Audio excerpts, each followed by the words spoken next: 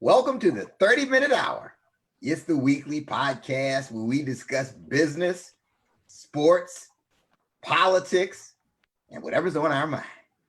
I'm your host, Eric Twiggs. I'm your procrastination prevention partner, and I'm the president of the What Now movement. Joining me as always is my partner in crime, my right-hand man. You know him as the super CEO, business strategist extraordinaire, and all-around good guy, Ted Fells. Good evening, all.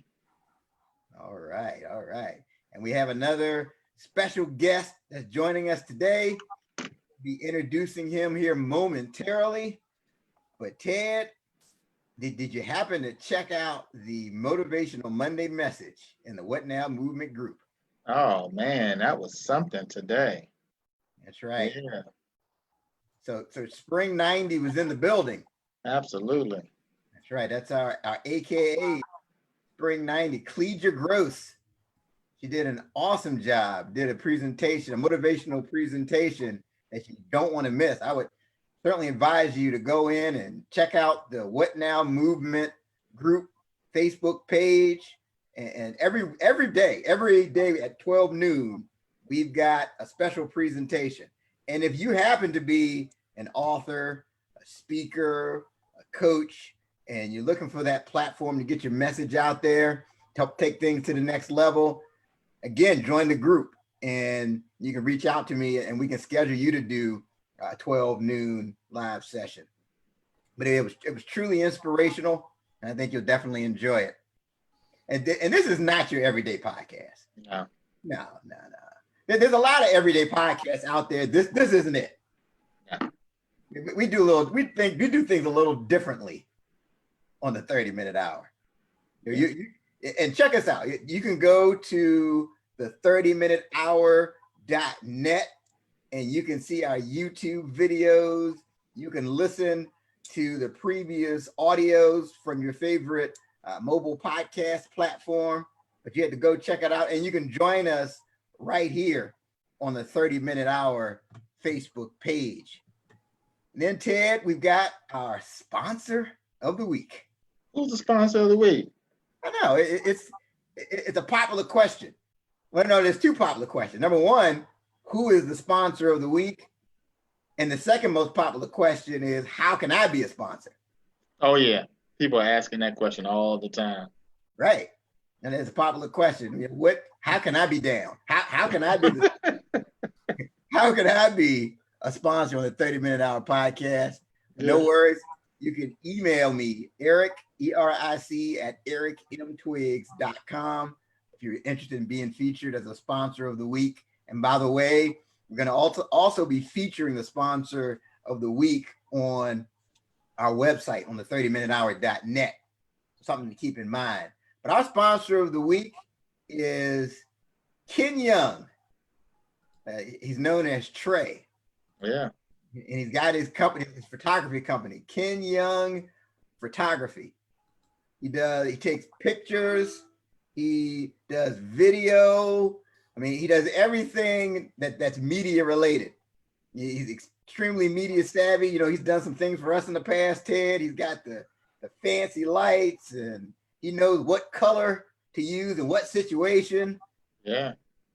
Definitely, you need to use his services. I know, now it's more and more becoming a virtual world, right, Ted? Absolutely.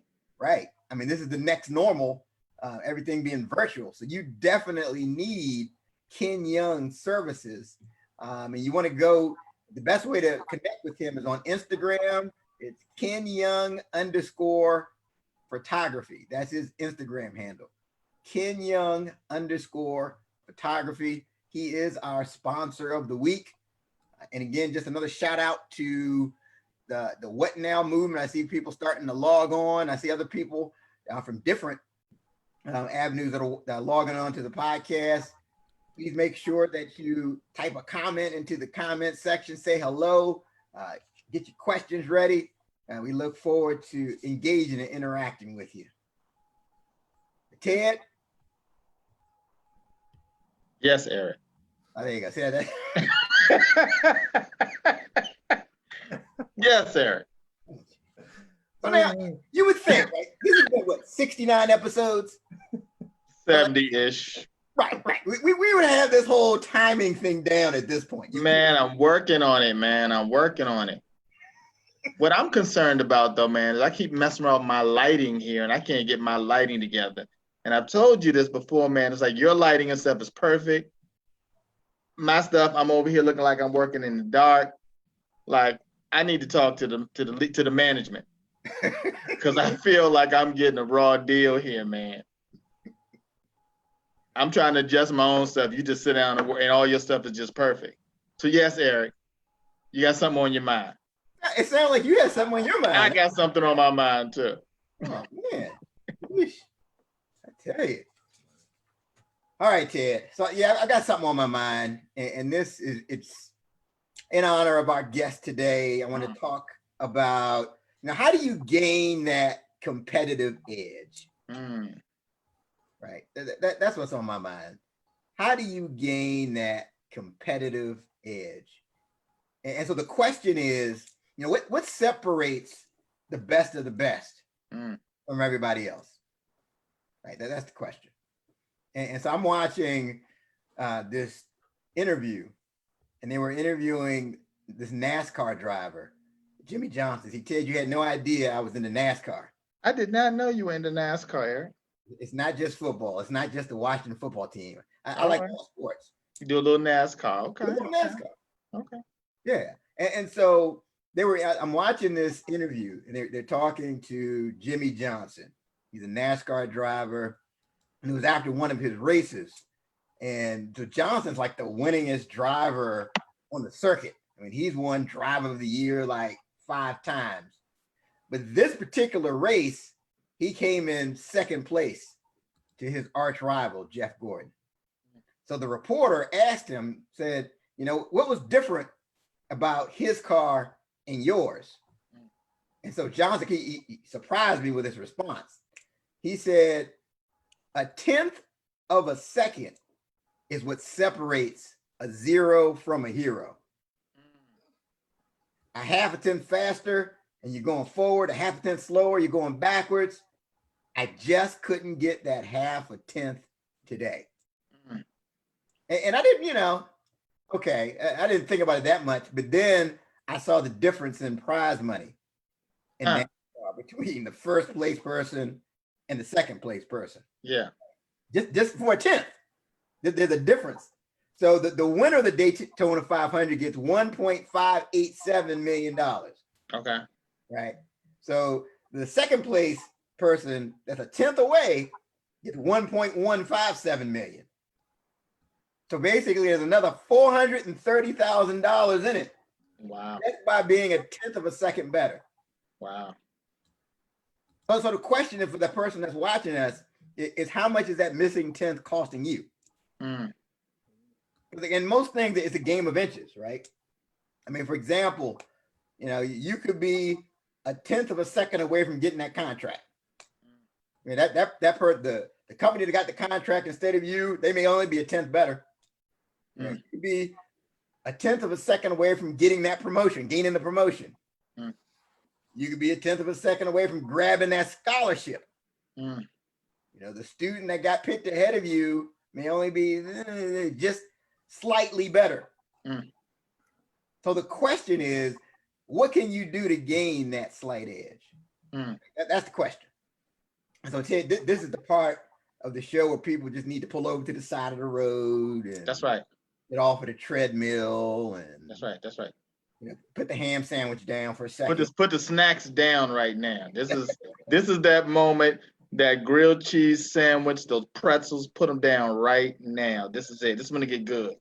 This is where it gets good because this is what you need to focus on if you want to get that slight edge. You have to sharpen the axe. Sharpen the axe. Sharpen the axe. That's right. Here's where I'm going with that. So this kid, Abraham Lincoln, one of the great presidents, he's quoted as saying this. He said that if you give me 6 hours to chop down a tree, I'm going to spend the first 4 hours sharpening the axe. Right. So sharpening the axe has everything to do with planning, preparation, and practice. Planning, preparation, and practice. That's what gives you that edge. And we see in sports all the time. There's certain players, there's certain teams. They always just seem to get that one bounce of the ball that makes all the difference, right? They finish slightly ahead, but it's planning, preparation, and practice. That's what gives them the edge over everybody else. And so I'm reading this book by Brian Tracy, $1 Million Habits. And here's what he said. He says that a 3% difference in performance in a key area that's sustained over time, it gives a person the necessary edge to dominate in their field. That's all it takes. A 3% edge. Wow. And I bring all this up because our guest, he helps parents to help their teenagers to sharpen that axe when it comes to the college admission process. Because there's a lot of students and a lot of them have the same GPA. A lot of them have similar extracurricular activities, but one gets picked and one doesn't. So he helps the parents help that teenager. And I know we have a lot of parents right now. There's a parent right now that's hosting this show that wants to hear what he has to say. Really? He has some questions that the parents want to know. Exactly. The parents want to know. Yeah. So let's get to it. Let's introduce him here. He helps parents to navigate the challenging college admission and scholarship process. Most importantly, by simplifying the planning, application process, and showing parents where to focus their time and energy. He also specializes in the development of personal success traits that win competitions for college admission and scholarships, and also employment and job promotion. So please join me in welcoming to the 30-minute hour, Dr. Rudy Jackson. Hey, welcome, doctor. Welcome. Thank you, Ted. Thanks, Eric. Wonderful to be here. That's right. It's an great setup, Eric. Great setup. Yeah. So I mean, what are you in your work? I mean, let's kind of just jump into it. Yeah. So in your work, I'm sure you see teenagers that all, like we said, they have similar GPAs and similar extracurricular activities. What do you see when it comes to kind of that edge that separates one from the other? Well, I do see it. And it started about 16 years ago when I was teaching and I was on a scholarship committee at Davidson College, which is a very competitive college to just get into.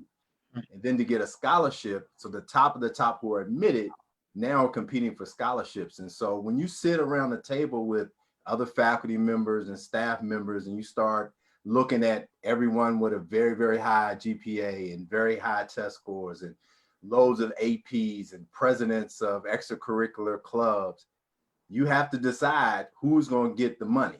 And that was basically our job. And so after doing that for a few years, I was able to figure out how we made decisions. And it really wasn't what we were teaching our kids in the high school. Because what we teach the kids is to be more qualified, meaning that we want you to have the highest SAT score. We want you to have the highest GPA. We want you to have the most APs. And so the kids are competing on being more qualified. Whereas when we sit around the table, if the three of us are on the scholarship committee, we've already established that everybody's qualified. And now it's a matter of who do we choose among the qualified. And our students are never taught how to stand out among people who are equally qualified. Wow. And so that's the revelation that I had, and that's really the birth of the business. Now, I began teaching at 94 at Randolph-Macon College. And as soon as I started teaching, all of my friends and neighbors and relatives started asking me about, how do I get your cousin into college? And so you start doing that. Whatever your profession is, you know, family and friends start asking you, you know, what's the secret? And so I had been doing that, but until I sat on that scholarship committee, I really didn't know what the decisions were based on. And it really wasn't like we had a list that we could check people off. It was almost a part of what we liked for who we wanted to be as an institution. And so I've divided them up. And if you like, I can kind of jump in and show you the three main areas where students begin to stand out. Eric would definitely be very interested in that, wouldn't you, Eric? Absolutely. And now remember, like back in the 80s and 90s, no college admission staff member would tell you that there was this secret sauce. So there wasn't that. And it really still isn't that. But what we begin to look at is three things. Number one, a love for learning. And I'm gonna ask you, Ted, I know you're with us on this, but I want you to keep your business ear on this as well. So when I run through this, tell me as a hiring manager or a CEO, if these are qualities you would even want for an employee. Okay. So first and foremost, in the educational environment, whether it's admissions or scholarship, we tend to like to see students who have a love for learning, which plays itself out typically in a high level of curiosity, a high ambition, and a high persistence. Now, I'll start from the last one. Persistence, everybody knows, you know, if you're going to a competitive college, you're going to be challenged. You're probably going to take the toughest classes and so on and so forth. But the colleges have an investment in you being successful, because if you don't graduate, it makes the college look bad because their graduation rate goes down. And when other people start looking at the college and they're like, well, your graduation rate is only 59%. Why should my kid come here? And so the colleges have an investment in the kids being persistent. They want to see that you have that because they know you're going to be challenged at college in a different way than what you were in high school. So they love to see that you're persistent. They just want you to be curious, because in the academic environment, if you just go come into class and sit there like a bump on a log, you're not adding anything. You take it. And so for the faculty, for the staff, we want curious students and we want ambitious students. And so those are the first three characteristics that we look for that stand out. And so if a student in their essay just talks about falling in love with German language as a fifth grader and all the things they did for the next 7 years, a curiosity beyond what you would expect of a fifth grader, that distinguishes them. So those are the first three things. The next three things are a little different. And Ted, for the business person, you're going to see this, especially for an entrepreneur. The student who can actually respond to opportunities is like night and day from the average student. Most students walk through life and see opportunities, and there's actually a couple really good quotes, as challenges. But they don't recognize that they can actually change those challenges. And I'm going to give you a perfect example to illustrate this. When my daughters were in middle school, I was doing some volunteering and I got introduced to a student who was the SGA president. Again, this is middle school. Young man was a seventh grader. He recognized that in between classes, there was a long line at the boys' bathroom. Boys lined up to go to the bathroom. And in the bathroom, you got 3 stalls with a door and a toilet. Then you got 5 urinals that you stand up at, no divider. Okay. So the 3 of us know that in middle school, everybody's going to the toilets with the door on it because we want our privacy, right? Right. So what this resulted in is these boys would stand in line until the bell rang. And if they didn't get in, they had to run the class. They'd either be late or they'd have to go to class without going to the bathroom. Now, this is a school that's 20 years old. Nobody had fixed this problem. But this one young man worked on with his team and some other folks to help bring awareness to the problem, did a little video of it, actually went to the state representative to get funds for the school to put up dividers. In the 7th grade. In the 7th grade. Now, this young man at this point is going off to college. Now, when he wrote his essays, he was able to talk about the initiative that he took, the decisions that he made, Wow. and the enthusiasm that he had to actually continue over the course of a year and a half, because it wasn't like he saw the problem. He's like, oh, okay, we're gonna throw some money at it. It actually took him a year to actually get it done, get it identified, funded, and repaired. And so that second set of characteristics are what I call responding to opportunities. And again, as I was going to say for you, Ted, as any business person, you got to recognize the opportunity and solve the problem. Okay. Yeah. So that's the second set. The third set is having an impact. And now you hear people talking lots and lots about having an impact, but most teenagers have no clue to what an impact is or how they can have an impact. So I'll give you another example. Many teenagers in high school tutor kids in middle school or elementary, right? They may even talk about it on their essays for admission or for scholarships. But what they would tend to do is say something like, I've been tutoring for 2 years at so-and-so middle school. The kids that I tutor are in 6th grade and I tutor them in reading. I love it. We do this, we had a celebration, yada, yada, yada. And that's the extent of what they reveal. Another student will say, I tutored for 2 years in 6th grade, and the students that I tutored in reading started with a C- average. And at the end of the 2 years, they all had an average of a B+. And on their standardized scores, they went up 15%. And they're able to articulate in a very short period, not only what they did, but the impact of what they've done. Okay. Wow. So for me, the first step of impact is growth, having some kind of positive impact on yourself or others. And lots of students have it, but they don't showcase it. And so as you were saying, that 3%, many times it's not even a difference in what you do or what you have. It's just what you present and how you package it. Wow. Lots of very qualified students don't get in just because they don't tell their story in a way in which another student does. Okay? Wow. So the other part of impact, so you got the first part is growth. I'm gonna give you the last two and then we'll chop it up. You want to jump in? Go ahead. Yeah, let me jump in real quick. You're saying a lot here. Man, a lot. A lot.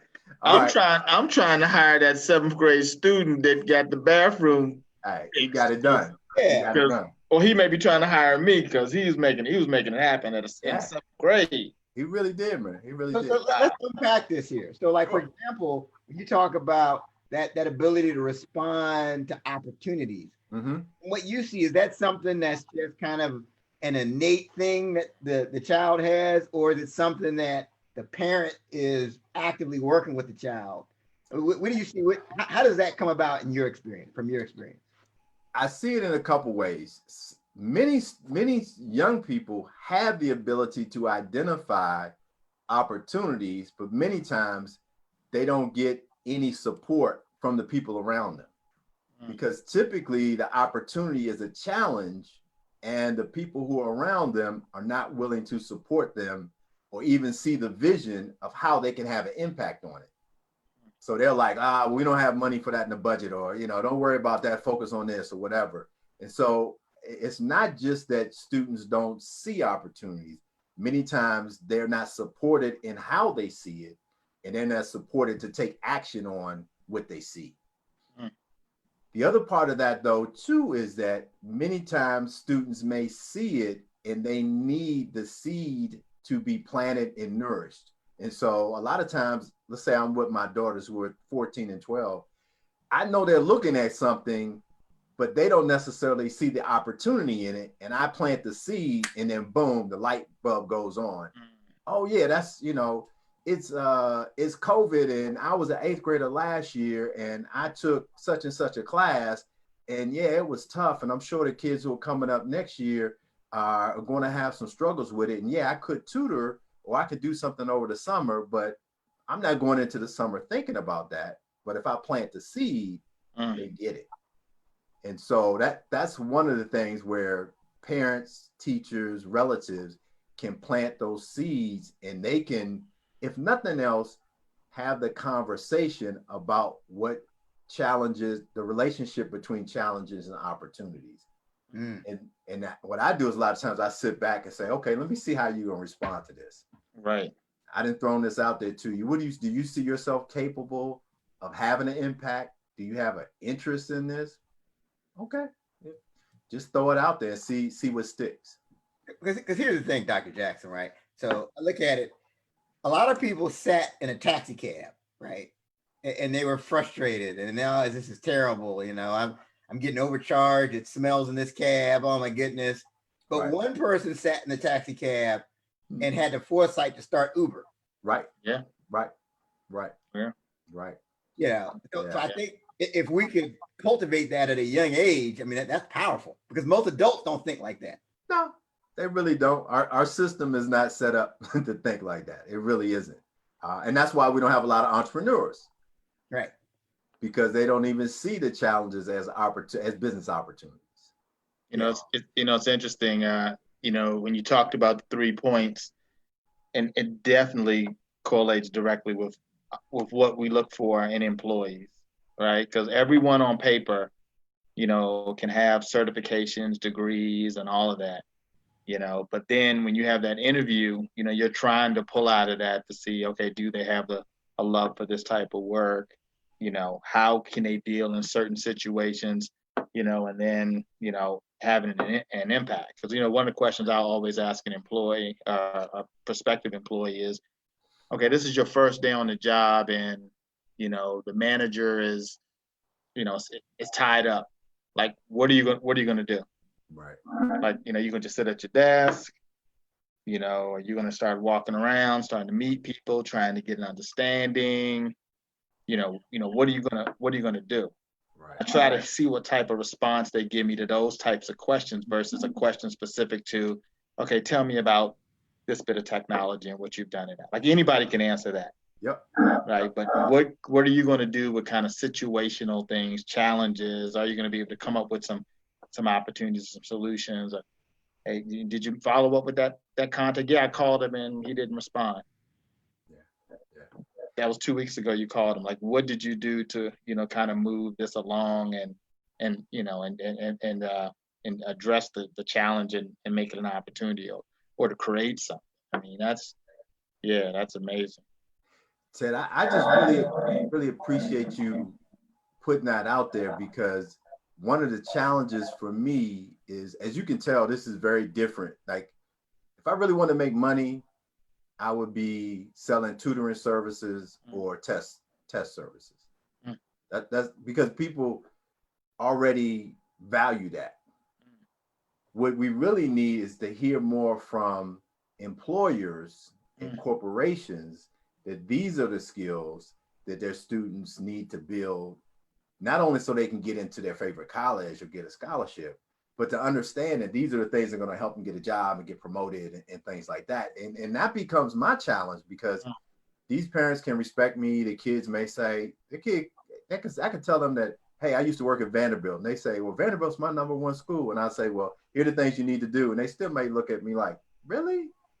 Nobody else has ever told me that. And so they need to hear more to value this, because that's the first step. If they don't value it, it won't get prioritized.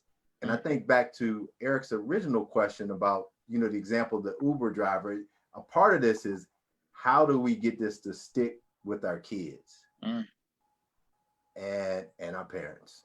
Because again, you can't ask the parents to do something they don't know how to do. Yeah. And that's where I come in, because as soon as a student tells me what they've done for the last 2 years, I can immediately analyze that and figure out where opportunities are for them to build these qualities. Wow. As long as they're committed to doing that. Because the question I always get in March and April is, what should we do over the summer for summer break? And I always tell folks, it doesn't matter what you do. The question is, what do you want to build over the summer? Because you can do just about anything, as long as you choose what you want to build. Mm. So if you want to build being to respond creatively to opportunities, you can be a camp counselor, you can babysit, you can dog, you can do all kinds of stuff. But you just have to ask the right question. So Eric, I understand what you're saying. I'm a parent too, and it's nothing easy. Every kid is different. They're at different places, and trying to invest this piece in them, because for me, the long term, I want the grades to be right, and I want all that other stuff, and I want you to work hard. But I know what's going to ultimately help you to be successful is not some credential. It's your ability to leverage the credential. And again, trying to get a 14-year-old to understand that is a little much, but we can start the process, because this process is easy. There's nothing hard about the process. The problem is we can't expect them at 22 to have mastered the process if we haven't started before 21. It's amazing everything that you're saying, and I'm looking at that poster, whatever behind you that says how to stand out, right? And that just making me think everything that you're saying, it's all about how do you stand out as a student, how you stand out as an employee. Yeah, man. I mean, and even in my field, how do I stand out as an entrepreneur, right? There's thousands of entrepreneurs. How do I stand out? What's going to be that thing that is going to make that client select us over someone else? So the good thing about doing these podcasts, man, is you get some free consulting services, man. So I really appreciate this, man. Send the invoice to Eric. Now I'll tell you that I've got pages of notes, because I think it's a shame that this information isn't really put out there, and it just seems like there's a domestication process almost. When you're coming through, where you're trained to go get good grades, get a high grade point average, but there's more to it. Yeah. It sounds like you help the parents with the more to it part of this. Right. Sounds like a lot of it is tied to just the application of it too. Yeah. Right. You get all these good grades, and you get in all these associations and everything, but how do you really apply all of that? Right. That's what I'm getting out of it. Yeah. Well, a lot of the parents, and whether the parents went to school, didn't go to school, I'm going to say school, college, whether the parents, went back in the 80s when I was in school and feel like it's changed. Every parent still has that core feeling like, I got to make sure I'm doing everything for my kid. And so they're always checking in, like, am I missing anything? Am I on the right track? What's new and kind of what's changed. And since the COVID-19 has hit, so many things have changed around testing. We know that the high school environment is going to be different. And so there's so much uncertainty that now to even do what you just said, to go through the process and to get it done. I mean, we would think that kids with a 3.5 average and above would all have this stuff lined up and ready to go. I got this concept called day one ready, meaning that the first day of senior year, most of your applications are done. But the kids tend to wait until week before, couple days before, the day of the admission deadline or the scholarship deadline. And these are smart kids. These are high performing kids. These are kids who are doing everything right. But the priority of getting this done early has not been put into their structure of their day-to-day work. They just work from the deadline. Deadline's October 15th. I got till October 15th to get it done. And what becomes the problem is the closer you get to the deadline, what happens? The more your stress goes up. The more mom and dad say, hey, have you got it done? Have you got it done? Have you got it done? Now, they got their lip poked out. You looking at them crazy. Ain't nobody happy. Oh, I'm going to go write this essay. Now I'm starting to make some mistakes. Well, it's getting close to the deadline. I want to do this essay, but it's going to take too long. So I'm going to do this easy essay. Well, this easy essay, you're not going to be able to showcase who you are. And this essay, you can showcase. And you can pull all that good stuff out. Over here, it's just about getting it done. And so for me, what I do for my clients is we set a date to get all the easier stuff done early so that when you get back to school, you just got to get your transcripts, your recommendations, submit your application. That's it.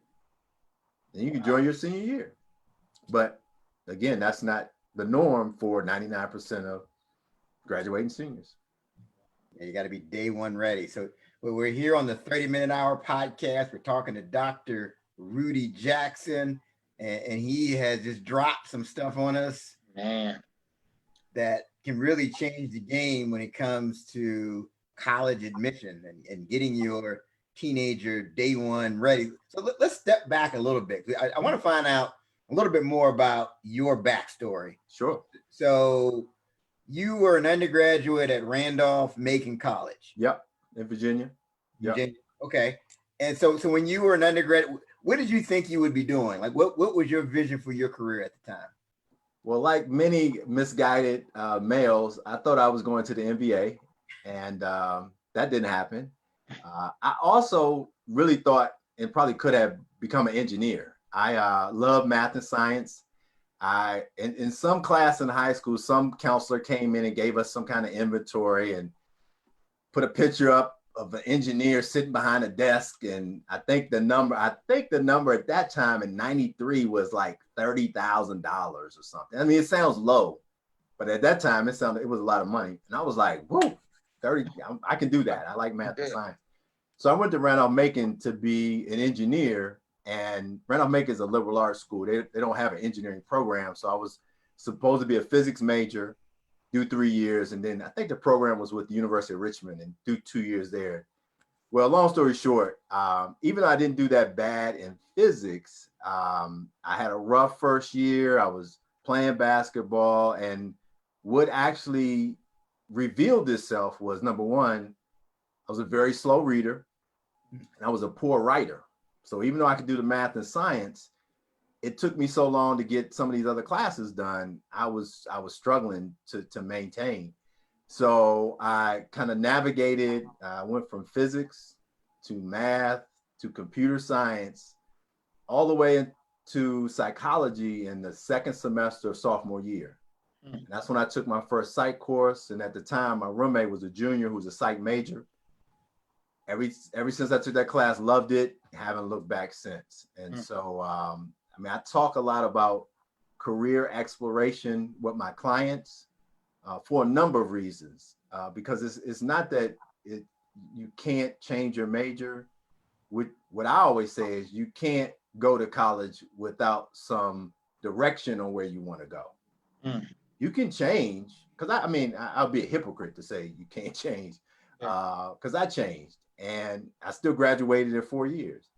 But the thought that you wouldn't do any exploration or any research before you went to college is just doesn't make sense to me, especially with all the technology we have. Yeah. And the other part of it is that you can't evaluate how valuable each college is if you don't know what it has to offer. Certain kids say they want to go to colleges, they don't even know if they had a major.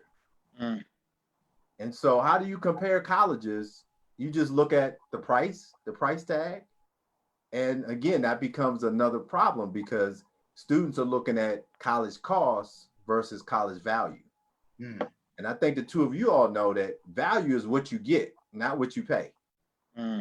And so a part of what I have to do when I see them in 9th, 10th, 11th grade, and they've already fallen in love with the University of Georgia or James Madison or Ohio State or Vanderbilt, is like, do they have your major? Have you looked at the school that, have you compared them to other folks? Have you seen that you can get the same degree at another school for half the price? And so to that point, the college exploration piece is really important to what I try to do for the students, not only so they can get in, but so they can find the right college for them, so they don't overpay, and so they get really the most value out of college. Wow. Excellent. So if you could go back in time to when you were on campus with the knowledge you have now and give advice to yourself, what advice would you give to yourself? Well, probably a couple of things, but tonight I would share these 3 things. First and foremost, is use your resources.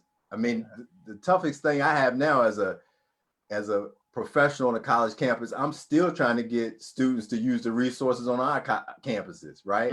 Like the career office and things like that. And so I was a student that didn't use the resources that were available to me. I already mentioned that I was a poor writer, and we had a writing center. I never went there, and it was weird because I kind of thought that was kind of like cheating, that if you went to get, what I didn't realize is when other people were getting better grades, they would say, hey, we went to the writing center. I was like, wow. It's not cheating. So anyway, the overall thing would be use your resources. So number one, like the writing center, I never considered studying abroad. I wish I had studied abroad. But really the most important thing I think was I should have spent more time with my faculty, because I was at a small school. It was less than 1,200 students, and I kind of knew all the faculty, but I didn't necessarily know what the faculty could necessarily do for me until I was a senior, because it was one of my psychology professors who actually guided me to becoming a school psychologist. I had never heard of school psychology. Wow. And he was the one who opened me up to what the field was, because he knew me well. He knew what my strengths were. And then he actually connected me with some of his colleagues at James Madison and was able to get me a scholarship there. And that actually process repeated itself at James Madison, where one of their professors got me a scholarship at Lehigh to get my PhD. Wow. But if I had really known, I would have actually genuinely spent more time or looked to develop more relationships with faculty. But again, we got to teach students who are going to college what types of relationships are appropriate and what kind of value it is. It's not just to get a letter of recommendation. It's not just to get hooked up.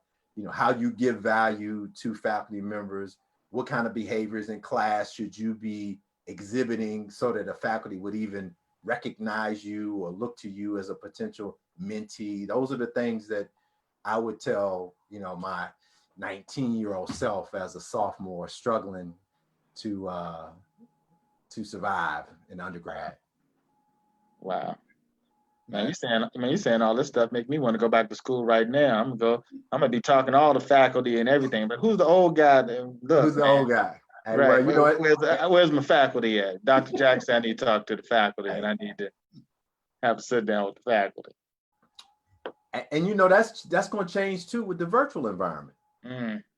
Was this whole thing about big school, small school, and the intimate teaching relationship, being in a class of 30 or 40 versus being in a big lecture hall of 100 or 200 where they don't know your name, and you feeling like you're going to learn better in one or another, or how you get help, or how you just develop relationships with your faculty member. But now, if things are going to be a hybrid or going to be virtual, now we got to figure that all out.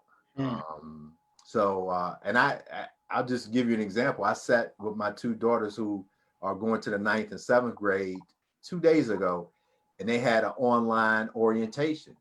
Well, for my rising 9th grader, a part of the orientation at the very beginning, one of her teachers the teacher was actually looking at the names, and I could tell that he was trying to find names that he wasn't sure how to pronounce. And he was just making an effort to basically say, I don't want to mess anybody's name up. Is this how I say your name? And as a student, she's there, she's ready. But when he says, hi, Amira, am I saying your name right? She's just sitting there. And I'm like, say something. Say something. And she's like, I'm on mute. And then she hits the little raise my hand button, or she types in yes. And I'm like, sweetie, I understand that, you may be used to doing this, but even in this virtual environment, you've got to actively engage. And if your teacher actually speaks directly to you, the expectation is you speak back to him or her, not that you type in the chat, yes. So again, they have to be taught that. Now, hopefully it's not just my kid, but that was the experience I had. Dr. Jackson, Dr. That's Jackson interesting. would say it's not just your child at all. I mean, the funny thing is, I have a 10-year-old and we cover the same things with her. And I mean, she gets straight A's. Yeah. But sometimes it's like, okay, yeah, she's talking, yet this is the way you respond. Yeah. But and I think that's more critical to develop in a virtual environment for sure. Oh yeah. Yeah. So, all right, this next question, I'm asking for a friend, right? Okay. A friend of mine wants to know this. Right. So what are some other steps that parents can take that have young children, let's say hypothetically 10 and 7, Yeah. to position them to receive scholarships down the road? You covered a lot. What are some steps that the parents can take? Well, I mean, so we got those. We want to focus again on the 2 steps of the process. So the one part of being qualified, yep, and then the second part of standing out. Once you get the qualified part kind of checked off, the student is getting the grades and all those other things, then I like to give the students a push towards their passion. Because we push hard in the arts and athletics and these other places, but sometimes the kid's passion comes out in other areas, which could be the opportunity for them to showcase that response to opportunity, having the impact. And so again, if we know what we want to build, then we can start building those skills and qualities in whatever they do. Because like you said, we already planted to see, we got you on the road to making sure that you are good in the classroom, you're learning, you're getting good grades, you're doing everything else. But now it's about standing out. And as they get older, and again, mine are not much older than yours, it becomes that art of how do you push, support, nurture, plant the seed, because at some point they're going to start listening to you in a different way. And your idea of what would really be great is going to be different than what they think is really great. And so I've seen parents have the most success moving within whatever passion that student has, even if you think it's bizarre. I mean, it's just out there. And you're like, hey, you want to blow up rocket ships? Okay, let's get something for $5 at the dollar store or somewhere, and let's see what we can do. And so those are the things that I want to do. I always want to just build their qualities and support them because they're on a trajectory to be qualified.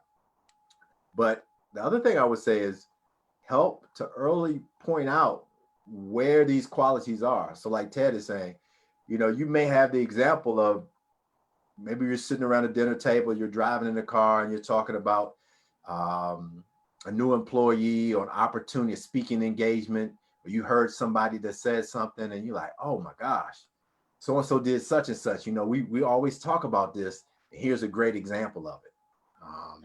And then the last thing I would say is use the people that they know. Now, I was surprised. You all probably familiar with Gary Vee, right? Yes. I was in my office and listening to a Gary Vee segment, and my daughter walked in and was like, oh, you listen to Gary Vee? I'm like, what?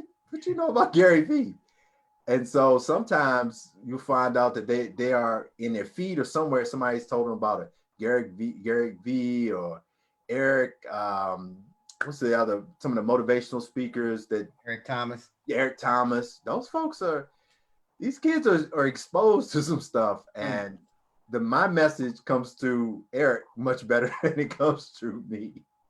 And so I use them all the time. I shoot her stuff all the time, her stuff that I want her to learn, just because it's sad, but daddy's influence is, it's petering out. Let's put it that way.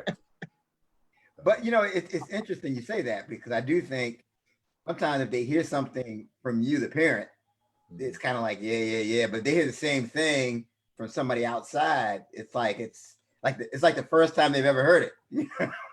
Well, now I think the three of us probably know how many do both of y'all have like one or two uncles or multiple uncles? Oh yeah. Right. we know that a parent can tell us something, and our uncle, especially our favorite uncle, tell us the exact same thing, and we own it. Yeah. And so, like you say, that person that's outside, it's, and as we live, three of us are learners, and you hear it, unfortunately becomes more important who the messenger is than the message, and sometimes I have to go out and plant the message with the messenger so that it gets back to the people I need to hear it. And even for me, sometimes when I go out to the schools, how I dress, how I interact, sometimes I'm the wrong messenger, and it is what it is. And I have to say, if I'm not the messenger, let me see if I can find the right messenger for you. And that's actually why the school counselors really like to have me in, because they've tried to give the same message and it's fallen on deaf ears. And now Dr. Jackson from Vanderbilt and Davidson comes in, boom.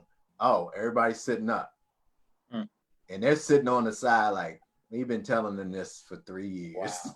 Wow. And if you got a good relationship with them and I can tie it back to what they're doing and what they're asking them to do, then it works well. But sometimes you're on both sides of that. You may be the right messenger one day, you might be the wrong messenger the next day. Yeah. Okay. Wow.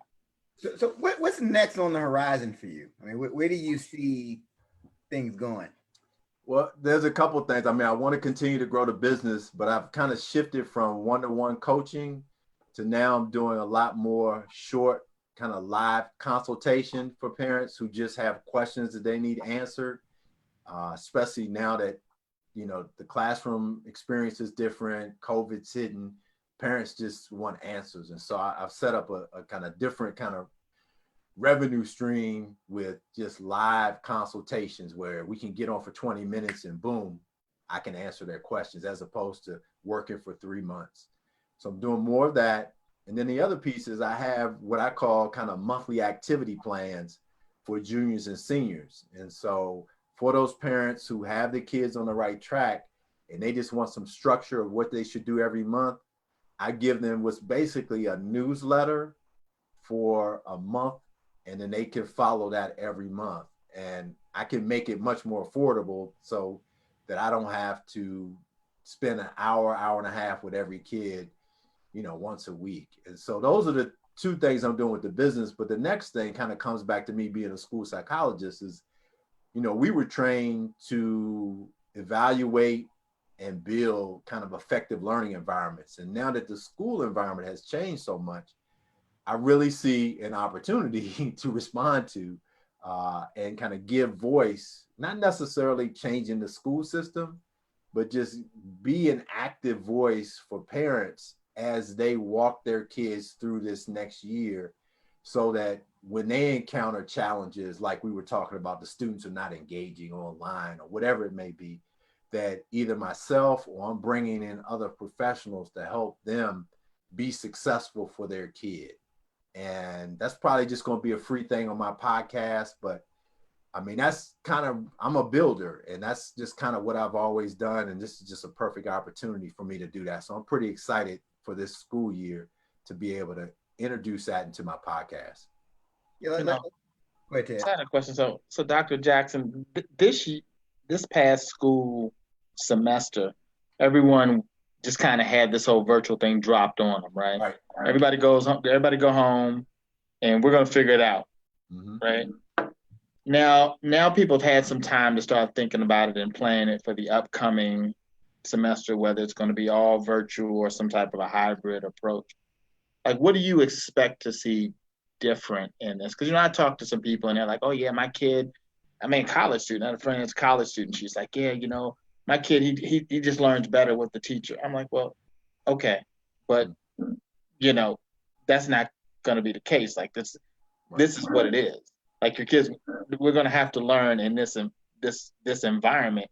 And I think this is going to be something that I think is always going to be some virtual version of school moving forward. Like, I just don't think you come up with techniques and all of that to do this, and then okay, it's going to go back to how it was. I think both from a school standpoint as well as in the workforce, this virtual piece is going to be a part of it.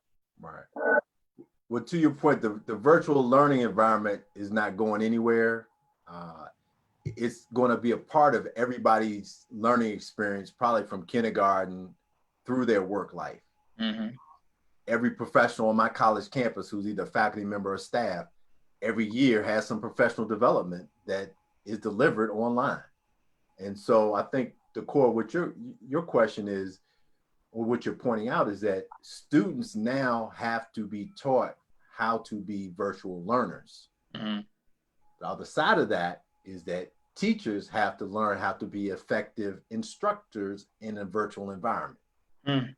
Now, in the past, what we've had is that when students weren't successful, we tended to point at the student and we did not point at the teacher's effectiveness, especially in the 80s. And that pendulum kind of moved, and there was a big focus on how well the teachers were doing. And what we started to do was teach to the test. And, we've had all of that. But I think what you hit on is that it's not going away. And what we had the opportunity to do is to help those students who are ready to learn to say, hey, let's get ahead of this and let me show you what it means to be an effective virtual learner. And understand that it's different. You may, even all the things that you love, like the social interaction with your classmates, maybe the milestones like prom and the football game, all that stuff may be a little different or a lot different for the short term. But at the end of the day, sitting in a classroom with 30 students and one teacher is not the only way you're going to learn. And if you want to be an effective learner, you got to figure that out, not only for now in high school, but for what you're going to get in college. Mm. And to me, it's just a reality, whether you start online or you start face-to-face and then people get sick and you got to go online. I mean, that becomes a political issue, and, folks are dealing with, the financials of that and, state regulations. There are all kinds of things that go into, what a principal can do and what a school superintendent can do. And, as a parent, I know for us, we're thinking, how do we keep our kids safe? And how do we maximize their learning in the safest environment possible? Those are really the only two things that cross our mind. Hmm. And from there, then how do we help everyone else? And it's not any different K-12 versus college. Now, the only other thing I would add is that, true enough, I would agree with that parent that says, for some kids, they're going to learn better in face-to-face. I would agree with that. That's the reason why I went to Randolph-Macon, because I knew that I was going to learn better in a small classroom. I knew if I was in a classroom of 200, it wasn't going to do right for me. I wasn't going to get the most out of it. So I understand those differences. And, let's say if your son or daughter has attention issues, or maybe they have some learning issues, all of those things are going to have to be factored into the environment that's best for your kid. But the virtual learning environment is not going away. I don't see any way that it's going to go away anytime soon. Mm. Yeah, I think it's not really going to be. It's the next normals is the kind of the way I see it. Right.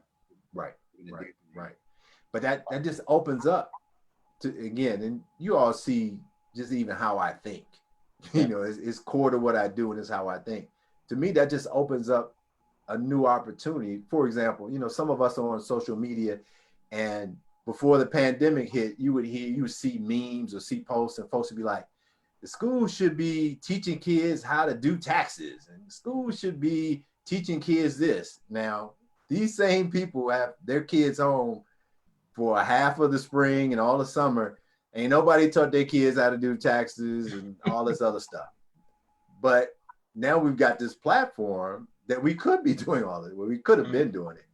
But to me, it's just another opportunity. And maybe for folks who didn't have the infrastructure or the capital to turn their passion for a certain type of learning or expertise into a business, now they can do that.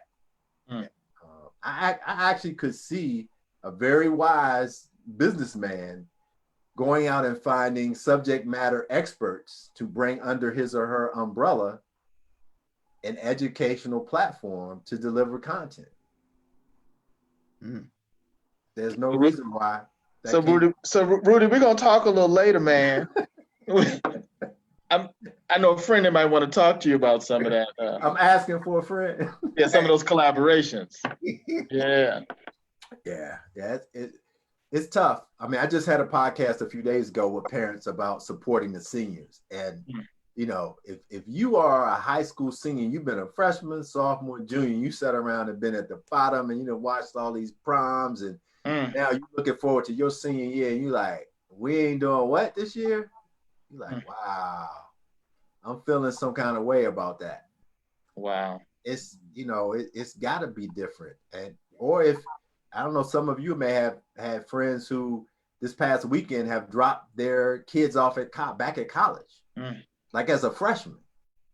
So you imagine your freshman daughter or son having to take them to school under these conditions. And the school saying, hey, trust me, send the full check. We need all the money. Right. We're going to take care of everything with the dorms. We're going to keep everybody socially distanced. And we got your son or daughter. We got you. All right. So it's difficult, but it's going to be challenging. But I think for the folks who want to take advantage of this, I think it's a huge opportunity in front of us. Let's talk about your podcast briefly. Sure. So who's your target audience? What do you cover? What will people get out of your podcast? So the Day One Ready podcast is targeted to parents. The students don't have to be interested in a top 20 or top 50 college. It could be any college. And we talk about a number of the issues, whether it's issues about scholarships, about the admission process. I talk a little bit about the strategy because, you know, most of this, it's not that I can't explain it to parents. I just need parents who want to learn what it is. And so if you understand that you're not competing to be more qualified and you want to figure out how to stand out, that's all we talk about. We talk about how to stand out. And then, like, for example, there may be an issue like returning to school in a virtual environment or something like that where we sprinkle that in. But for example, we've had topics like how many AP classes is too many? Now, again, most parents are like, if you can handle it, take as many as possible. We talk about, you know, how do you actually save money or how do you reduce your costs of attending college? You know, how do you not come out of college with $100,000 of debt? What are the 5 things you need to do? You know, and we give them things that they just don't even consider. You know, every time I do a workshop, and I typically speak to about 1,000 students a year because I do these workshops for the school counselors for free, just to introduce myself, the business, and get in front of the parents. You can give parents an hour to come up with a list of things to reduce the cost, and they will never say, graduate in 3 years. The easiest way to reduce costs is not to spend 4 years in college. That's the easiest way. The second way is stay home, reduce room and board. That's typically half of what you're going to spend. Yeah. So there are lots of things to reduce the cost. But, you know, we talk about building the students up. As much as the parents have already invested so much into their kids and they've asked them every year, what do you want to be? And parents have done everything. The urgency to do some of this college planning really doesn't get to the point where they're really doing it until junior year for 95% of the parents, to really say, hey, you know, have you done X, Y, and Z? And the kid can say, yeah, you know, I've done a little bit. Let me see it. It's on my computer. It's on my phone. The kids have learn how to give the parents just enough to leave them alone, you know. But by the second semester, January of junior year, then the parents are like, the urgency is there. But now we've lost 2.5 years, you know. So it's a way to kind of reintroduce all these issues and tell people what they can do early versus waiting until junior year or senior year. It's going to be some very interesting conversations in the Twiggs household. I know some little kids tonight. Somebody's going to sit them down around the table. That's good. They're going to be coming up with some challenges and some solutions and all. Eric, I know you got a game plan for them. My wheels are spinning. Hey, Eric, here's one I give to some of the students all the time. If you all have ever been either lived in an area where you've had to pass a high school in the morning when the buses are coming in, mm-hmm. It's always like just mad confusion. Right. If let's say a freshman or sophomore decided that he or she was going to work with the assistant principals and like a local engineer to redevelop the traffic patterns at the high school, how do you think his or her essay would be when they're trying to get into college? It's crazy. It'd be off the chain. Crazy. So, I mean, they encounter problems every day. And now with COVID, they got probably another 200 or 300 they're going to encounter. So just trying to keep their eyes open.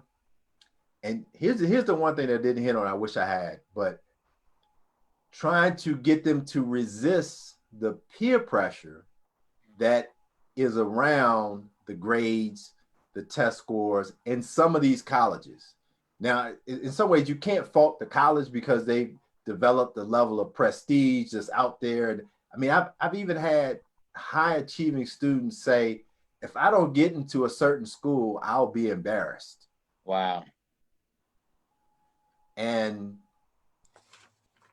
you think about what kind of pressure does that put you under?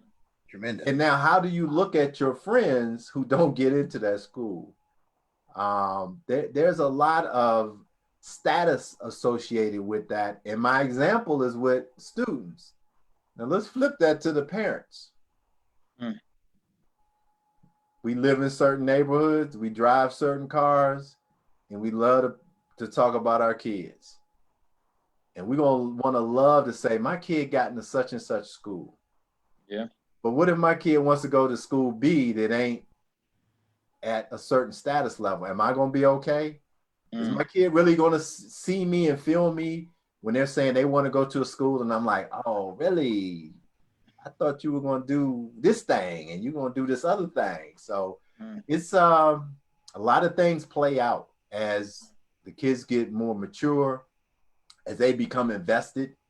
And many times they become invested because of what their peers say, not because of what they see on a college campus, what the college really has. It's just that, oh, you know, the kids in my AP such and such class, they like this school. I probably should like this school. So, Eric, it's going to be a journey, my brother. Absolutely. Wow. And now, I mean, what you offer definitely prepares parents for that journey and gives them that missing piece of knowledge to really help their children succeed. So how can our followers best connect with you? So I think the website is the best place. You know, the name of the business is College Prep Professionals, but the URL is yourcollegepro.com. So any parent that wants to connect with me and again, really has some questions, they want their questions answered, that live chat is the easiest way to connect. They can go online, they can schedule 24 hours a day, sign up and get some time to get their questions answered. If they just want to listen to kind of the conversations that are going on the website on yourcollegepro.com, there's a podcast. So they can click on the podcast, look at the old podcast. If they just want to kind of connect through social media, they can connect with me on LinkedIn or also on Facebook. And just Dr. Jackson, at Dr. Jackson on LinkedIn or Facebook will connect them to me. So I'm not hard to find. And I'm not the most active person on social media, but I put enough out there where if folks need to contact me, we can connect. Excellent. All right, man. You just packed this episode with information, Dr. Jackson. I appreciate it. I need to reevaluate some parental strategies. Dr. Jackson, I'm gonna tell you, usually about 7:50-ish, Eric, you can just start trying to wrap up our guest. Today it's about 10 after 8. He just kind of let that thing just ride a little bit. And I think the kind of information you was giving was very impactful for the Twiggs household, I would think. Well, I appreciate it. It's my pleasure. It's my pleasure. I think some other households that are watching this as well. I mean, I just think this is vital information. So we're about to go around the horn, and this is the part of the show. This is Ted's favorite part of the show, by the way, everybody. This is the worst. This is Ted, the worst part for Ted, because Ted always has to go after the guest. So you put me behind Dr. Jackson, who been just dropping just not nuggets but boulders the whole show. So now I'm gonna have to follow him. Ted, I'm gonna do you one better. All right. I'm gonna do you one better.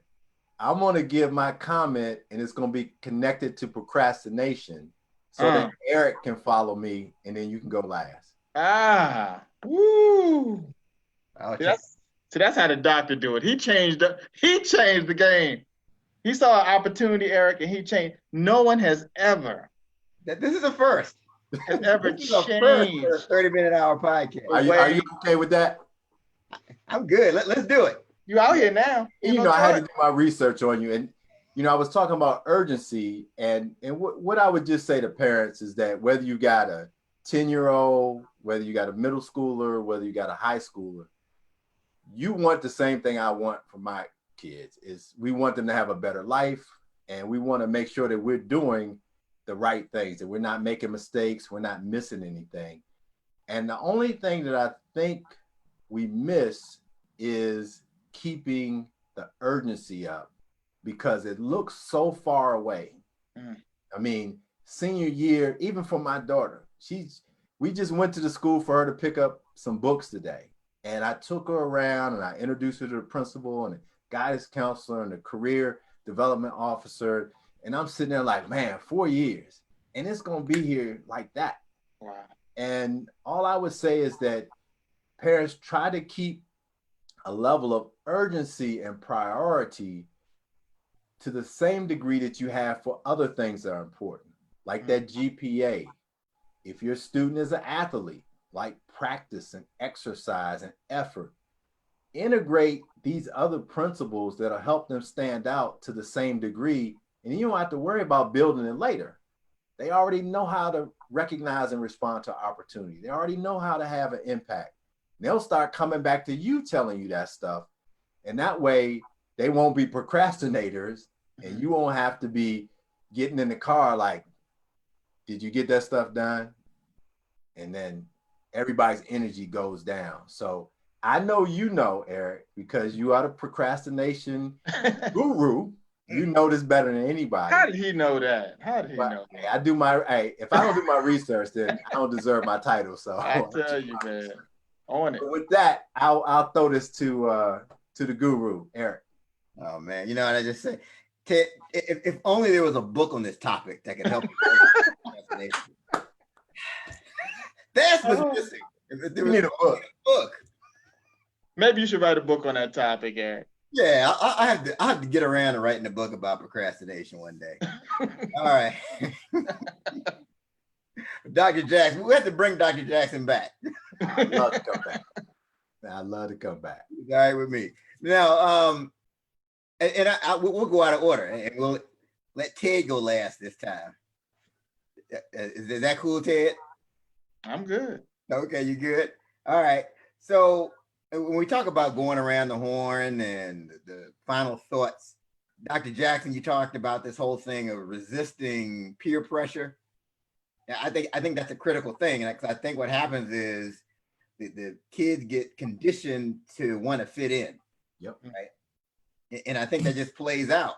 So even as when they're going to try to apply for a college, they're in this mindset, oh, I have to fit in. I have to be like everybody else, where the people that are getting selected are standing out. True. You know, so I think that's the difference. And you even see it in business, Ted, we see it all the time. You know, you try to be like every other company, but the companies that win are the ones that are different. Yep. The ones that stand out. Yep. They're the ones that have that unique angle, that unique perspective. And so I think that's, as parents, if we're working with our kids, trying to get them ready for college, we need to let them know it's great to be different, actually. Mm-hmm. Because when you get older, different is what gets you paid. That's for sure. Not being like everybody else. Yeah. So that's what I took away from your talk. I mean, you had all kinds. You came out the gate with content. You said we're gonna jump right into it, so you know. He jumped into it both feet. Absolutely. No, that's awesome. That's awesome. All right, Ted. Well, I'm gonna tell you the worst thing about going last is you end up taking my stuff. That's exactly what I was going to say. And I mean, just this whole thing around standing out versus just checking the box. Yeah. Right. Just, getting good grades, being in the organizations and the community service and all of that. And that gets you in this pool of just, some high achievers. Right. But then what is going to get you to really stand out? And then just how do you just develop that type of mindset at a young age? Because I deal with adults now that just I say, don't wait for it to happen, make it happen. Right? Like make it happen. When you talk about a 7th grader that looks at a situation and says, man, look at this bathroom situation, this sucks, man, let me come up with something to address that. Mm-hmm. At a young age, and being able to have that innate capability to do that is major. But I think that if more parents start looking at how to put that into the kids, like you said, with that same emphasis of just, checking the boxes, getting a good grade, the GPA and all that kind of stuff, and just really start thinking about how they can really be, like you said, impactful, right? That's really key to all of this, is just being able to be impactful. Because, I'll be honest, I couldn't tell you the GPA of any of my employees, right? Like, but I do know the performers. I do know the ones that are impactful. Yeah. So I couldn't tell you, some of them I could tell you what school they went to, and some I couldn't tell you. And it really doesn't matter. At the end of the day, it's how you do the job. Can you make a difference? Are you impactful? And I think that everything that you said today it just resonated, just not just for, students, but just all of us. How do we be impactful in our communities? How do we be impactful on the job? How do we be impactful in the family? And just some not just nuggets you dropped some boulders today, and we appreciate it. My pleasure. Yeah. Absolutely. Eric, how did I do as the cleanup hitter, man? So usually you have me as the lead off, so that had to be the cleanup. No, you're good in the cleanup spot. Yeah. Yeah. Yeah, I like the other spot better though. I can get my shot in. So Rudy, man, we're from the same hometown. I didn't tell you that, Eric. I just, because I didn't want you to think I was gonna be bragging and boasting on another one of my hometown people. But that's hometown. He's a basketball superstar. Okay. Yeah, so competitive. So I'm sure he's taking that competitive gene and taking it right into his business. And I just expect nothing but great things, because that's what we do out of Arlington County, Eric. You didn't know. We do. That's what we do. Okay. All right. Thanks for letting me know. All right. So I'm gonna wait to the end and let you know. Exactly. Right. So this has been an excellent episode of the 30-Minute Hour podcast. So Dr. Rudy Jackson, thank you for being our guest. Tell everybody one more time how they can connect with you. Yes, please. Come see me on my website, the College Prep Professional. URL is yourcollegepro.com. Excellent. And once again, this is not your everyday podcast. You can visit us on the 30minutehour.net. Catch all our YouTube videos and previously downloaded episodes. Until next time, have a great one.